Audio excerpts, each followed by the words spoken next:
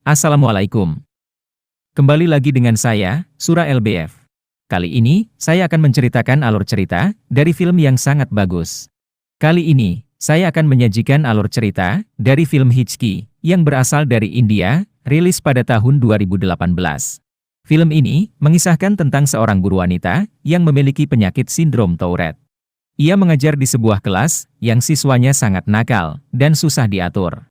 Sebelum melanjutkan ceritanya, jangan lupa like, subscribe, dan aktifkan notifikasi loncengnya, agar kalian tidak ketinggalan video terbaru dari kami. Dan juga, atur posisi kalian senyaman mungkin, agar kalian bisa menikmati ceritanya. Di awal film, diperlihatkan seorang wanita cantik dan manis yang bernama Naina, sedang duduk di sekolah. Saat itu, Naina sedang melamar pekerjaan sebagai seorang guru di sekolah. Ketika sedang mengikuti wawancara, para penguji terkesan dengan pendidikan yang dimilikinya. Karena dia lulusan S2 Master Science. Namun, hal itu seketika berubah saat sindrom Tourette yang dimilikinya kambuh. Sehingga lamaran kerjanya ditolak. Penolakan tersebut juga sudah berkali-kali terjadi. Hal itu tidak membuatnya putus asa dan terus berusaha melamar pekerjaan di berbagai lembaga sekolah. Karena ia mempunyai cita-cita untuk menjadi seorang guru. Penyakit itu dialami oleh Naina sejak kecil. Karena hal tersebut, Naina sering dibully oleh teman-temannya. Bahkan, gurunya pun tidak menyukainya, sampai dia dikeluarkan dari sekolah berkali-kali. Karena kondisinya yang demikian, ia merasa malu. Ayah dan ibunya bertengkar sampai mereka bercerai. Melihat hal itu, Naina berusaha untuk menghentikan cegukannya dengan berbagai cara. Namun hal itu sia-sia. Di rumahnya, ia tinggal bersama ibu dan adik laki-lakinya. Pada saat mereka sedang makan siang, ayah Naina berkunjung ke tempat Naina dan menawarkan pekerjaan di sebuah bank. Ayahnya selalu menganggap jika Naina selalu kesulitan mendapatkan pekerjaan. Naina menolak tawaran itu karena dia merasa diremehkan oleh ayahnya. Tak lama kemudian, telepon berbunyi. Ternyata yang menelepon itu dari Snorker, salah satu sekolah elit yang mengabarkan jika Naina diterima sebagai guru di sekolah tersebut. Keesokan harinya, Naina sampai di sekolah Snorker. Dia bertemu dengan kepala sekolah serta jajaran guru di sana. Sebelum memulai pekerjaannya, mereka sempat mengajukan beberapa pertanyaan mengenai kondisi dan penyakitnya. Sebenarnya, mereka sudah mengetahuinya karena ia sudah berkali-kali ditolak lamarannya oleh beberapa lembaga sekolah dan sudah 5 kali ia juga ditolak oleh Snorker. Karena semangat Naina, mereka jadi penasaran kenapa ia ingin sekali menjadi guru. Kemudian, ia menceritakan 22 tahun yang lalu pernah menjadi siswa di Snorker. Pada saat itu, di sekolah sedang berlangsung acara pertunjukan. Acara tersebut terganggu karena cegukan Naina. Sehingga, di akhir acara, kepala sekolah yang bernama Pakan memanggil Naina untuk naik ke atas panggung. Naina mengira jika dia akan dimarahi. Namun sebaliknya, dia memotivasi Naina dan memberitahu kepada para penonton untuk memperlakukan dia seperti anak-anak pada umumnya. Dia sangat senang karena baru pertama kali seorang guru peduli padanya. Dari pengalaman itulah, Naina sangat ingin menjadi seorang guru. Setelah Naina bercerita, kepala sekolah memberi kesempatan kepada Naina. Walaupun ada beberapa guru yang tidak suka kepadanya. Kemudian, Naina diajak berkeliling sekolah untuk melihat kelas yang akan diajar olehnya. Ia diberi tugas untuk mengajar kelas 9F. Namun, dia merasa kaget melihat kelas itu. Karena, dulu sewaktu ia sekolah, di sana hanya ada kelas A sampai kelas E, kemudian kepala sekolah mengatakan, kelas itu adalah rekomendasi dari hak asasi pendidikan. Sekolah tersebut juga mengelompokkan, kelas 9A adalah siswa berprestasi, sedangkan kelas 9F adalah siswa yang paling susah diatur dan sangat malas. Kelas itu terlihat kosong, tidak ada satupun siswa yang masuk kelas. Karena, guru yang mengajar mereka keluar. Hal itu sudah terjadi berkali-kali. Bahkan, sudah ada 7 guru yang pernah mengajar di kelas 9F tidak bertahan lama dan langsung keluar dari pekerjaannya.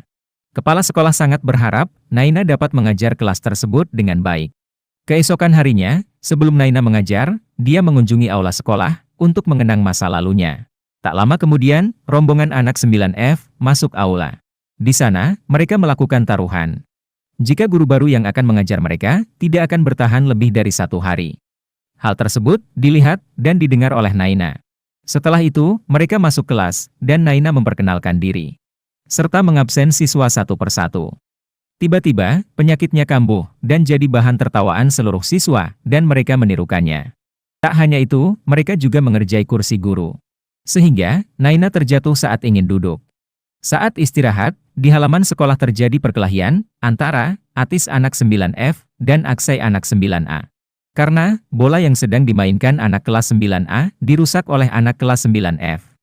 Perkelahian itu dihentikan oleh Mr. Wadiah, guru kelas 9A.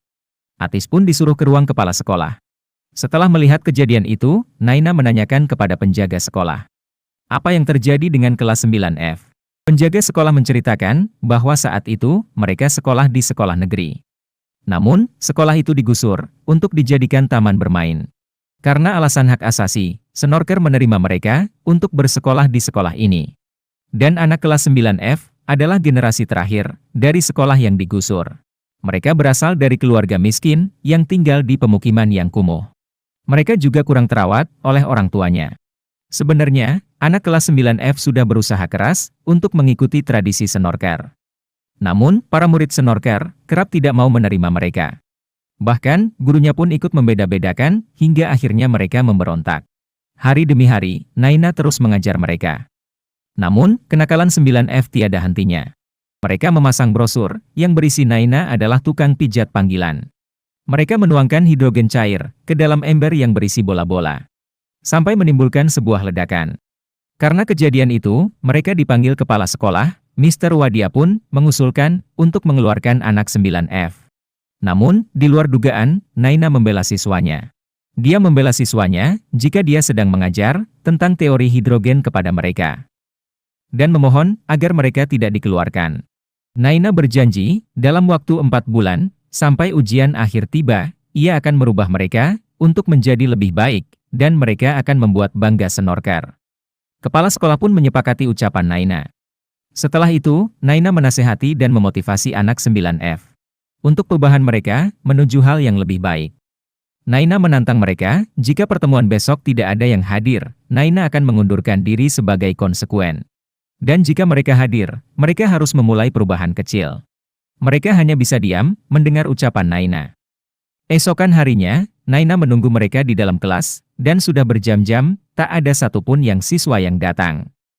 Di saat Naina akan pergi, tiba-tiba mereka masuk ke kelas. Naina tersenyum bahagia, dan langsung memulainya dengan pelajaran matematika. Siang hari, acara penghargaan siswa-siswi berprestasi diselenggarakan, semua siswa dan wali murid menghadiri acara tersebut. Namun, di atas panggung, hanya siswa-siswi kelas 9A yang mendapatkan lencana penghargaan. Sedangkan kelas 9F hanya bisa melihat mereka. Naina mencoba melakukan metode-metode dalam mengajar. Dia melakukan pembelajaran di luar kelas. Agar mereka bisa lebih semangat menikmati proses pembelajaran. Namun, cara itu tidak langsung berjalan dengan baik. Anak 9F masih belum percaya diri terhadap kemampuannya. Mereka masih belum memahami arti kesuksesan. Mereka juga pesimis yang akan mendapatkan lencana penghargaan hanya untuk anak 9A. Naina mengusulkan kepada kepala sekolah agar kelas 9F diikut sertakan dalam kompetisi siswa berprestasi. Hal tersebut ditertawakan oleh Mr. Wadia. Ia mengatakan, siswa yang bisa ikut kompetisi itu hanya siswa yang memiliki nilai di atas 90. Mr. Wadia juga mengkritik cara mengajar Naina. Naina pun menjawabnya bahwa dalam kehidupan manusia harus memiliki kecerdasan dan dapat mengaplikasikan di dunia nyata. Mr. Wadia menantang Naina, jika ada anak kelas 9F yang meraih nilai di atas 90, dia sendiri yang akan memasang lencana penghargaan. Hari perwalian murid pun tiba, para orang tua siswa datang ke sekolah. Namun, tak ada satupun orang tua siswa 9F datang. Mr. Wadia menyindir Naina untuk menemui mereka di rumah masing-masing. Dari sendirian itulah muncul ide untuk datang ke rumah masing-masing. Setelah sampai, Naina menemui satu persatu siswanya. Melihat kondisi mereka, ia sangat kaget. Dan ia mengetahui alasannya, mengapa orang tua siswa 9F tak ada yang datang ke sekolah. Mereka semua bekerja. Sampai-sampai, untuk mendapatkan air pun harus mengantri. Naina juga melihat kehidupan mereka. Mereka ada yang berjudi, memasak, dan bekerja di bengkel. Esokan harinya, Naina kembali mengubah cara mengajarnya. Ia menghubungkan metode pembelajarannya dengan kehidupan mereka sehari-hari. Dari sini, ditemukan bakat terpendam mereka. Salah satu di antaranya, mereka memiliki kemampuan menghitung lebih cepat dibandingkan kalkulator. Begitu juga dengan yang lainnya. Mereka cerdas dalam hal fisika, kimia, maupun berhitung. Lalu, Naina memotivasi mereka dan mengarahkan untuk mengembangkan bakatnya menjadi lebih baik, serta meyakini kemampuan yang mereka miliki. Setelah kejadian itu, semangat belajar siswanya bertambah. Bahkan, mereka sangat menikmati proses pembelajaran. Kedekatan mereka juga semakin erat, sampai beberapa siswa 9A merasa iri melihatnya. Saat berada di lorong sekolah, Atis bertemu dengan Natasha siswa 9A, ia adalah gadis yang disukai Atis. Kemudian Nasatya mengajak anak 9F untuk melihat hasil proyek kelas 9A yang akan dilombakan di tingkat nasional. Setelah melihat karya anak 9A, anak 9F memberitahu kesalahan yang ada pada proyek itu. Tapi tiba-tiba, Mr. Wadia datang dan mengusir mereka menggunakan kata-kata kasar. Setelah itu, perkelahian terjadi kembali antara Atis dan Aksai. Hal itu dipicu karena Atis menyindir kedekatan Aksai dengan Mr. Wadia seperti suami istri. Perkelahian itu dilerai oleh Naina. Namun Atis menganggap Naina sama seperti guru yang lain, sehingga membuat Naina marah kepada Atis. Akibat emosi tersebut, sarafnya semakin tidak terkontrol. Ketika di ruang guru, Mr. Wadia menyindir Naina dengan berkata murid 9F adalah murid yang paling buruk. Kemudian Naina menjawabnya, tidak ada murid yang buruk, yang ada hanyalah guru yang buruk. Semua guru berkumpul untuk melihat karya anak 9A yang akan ikut kompetisi tingkat nasional. Saat Aksai mempresentasikan proyek itu, karya tersebut tiba-tiba meledak. Hal itu membuat kepala sekolah serta jajarannya kecewa. Mr. Wadia kemudian mencari penyebabnya. Ia menemukan lem milik Atis, dan ia langsung menghampiri Atis. Karena hal itu, Naina dipanggil kepala sekolah, dan Mr. Wadia kembali mengusulkan untuk mengeluarkan anak 9F. Naina tak ingin siswa kelas 9F dikeluarkan dari sekolah.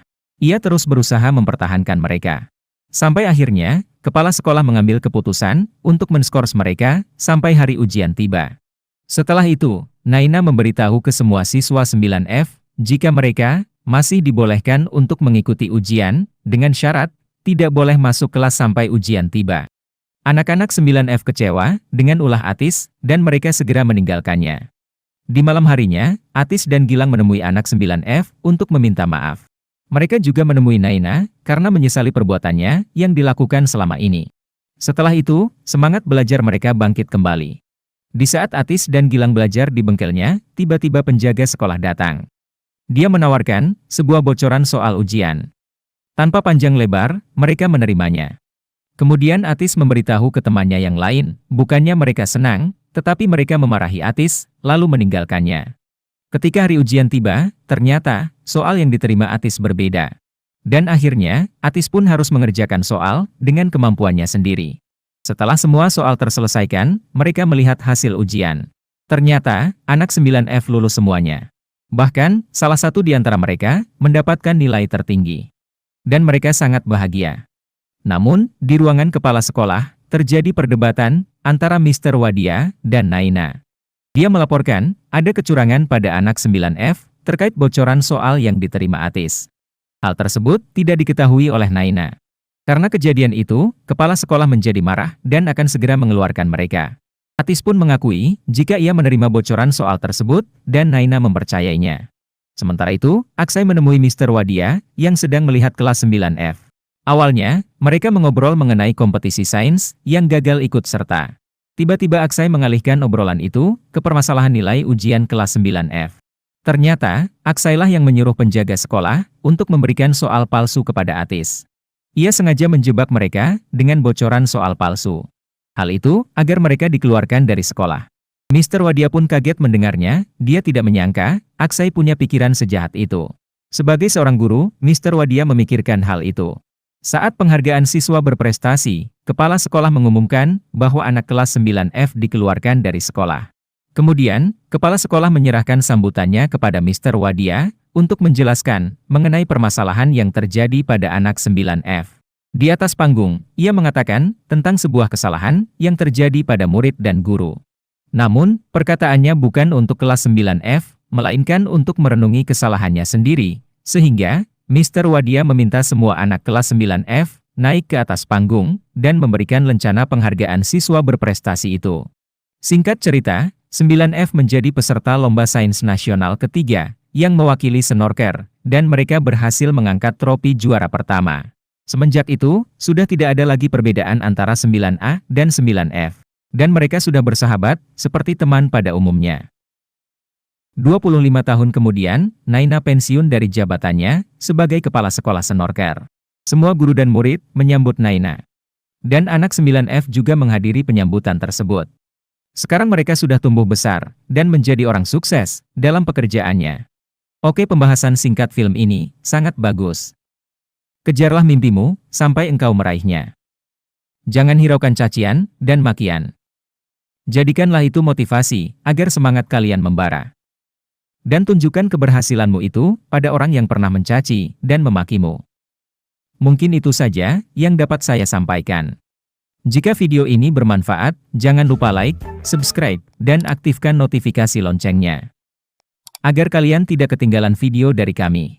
Dan terima kasih sudah menontonnya.